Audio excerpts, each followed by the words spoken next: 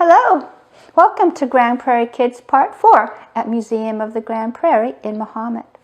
Lucky for us, we have electricity, or it would be very hard for you and me to see each other when we're gathered downstairs in the Discovering Home exhibit. Imagine living in a one-room log cabin with only a window for light to sneak through and some candles. 150 or so years ago, when Abraham Lincoln was a boy, girls never owned a pair of pants. We wore dresses every single day of our life. Boys did wear pants, but blue jeans had not been invented, and nobody knew what Nike or sweatpants were either. Most of our clothing was made from wool. And where do we get wool? You're right, from a sheep. It was a long 7-step process. So if I wanted to make a new clothing from wool, what would be the first thing I needed to do? Well, before I cut that wool off the sheep, what do I need? You're right, I need a sheep.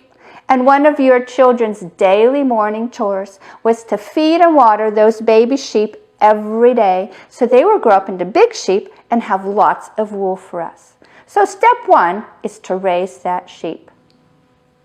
Now we take our shears, which are like scissors, and we cut the wool off of the sheep.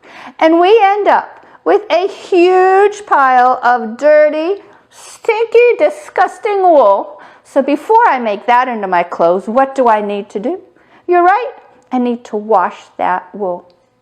Now I go to step 4, which is card the wool, C-A-R-D. These are wool cards. They have spikes. And I take my freshly washed wool and I put it on here. I turn it and I pull and I pull. This is very hard work. And in a few minutes, I check it out, and some of the wool is starting to go down into the spikes, but not all of it. So I need to continue that job for a little longer. When it's all in the spikes, I put them together this way. Keep my thumbs out of the way so I don't get scratched. I rub this way, and voila, like magic, the wool comes off. And now I have a lovely bundle of freshly combed wool. Now, why do I want to do that? Well, if you have long hair and you want to make a braid, does it make a better braid if, choice A, you have just brushed your hair and all the knots and tangles are gone, or choice B, you haven't brushed your hair in a month? You're right, choice A, just like this. Now the next job I want to do is to go on to the spinning wheel. And the spinning wheel takes my newly brushed wool and spins it into thread like this. Then step 6 is to weave the wool on a loom.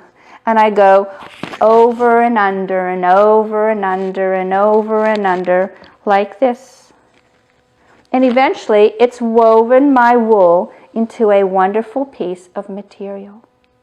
Now the next job, 7, is to sew my material into my dress or my pants. Because sewing machines were not easily available, most of your clothing was sewn by hand with a needle and thread. That's a lot of work. Let's count the steps one more time. Raise the sheep, shear the sheep, wash the sheep, card the wool, spin the wool, weave the wool, and sew the wool.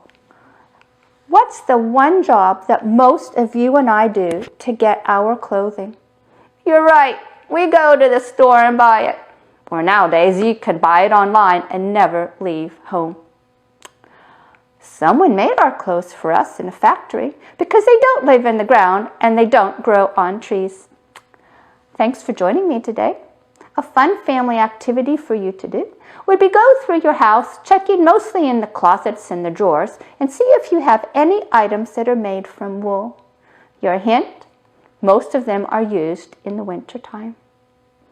And always remember to be very thankful for your closets full of clothes.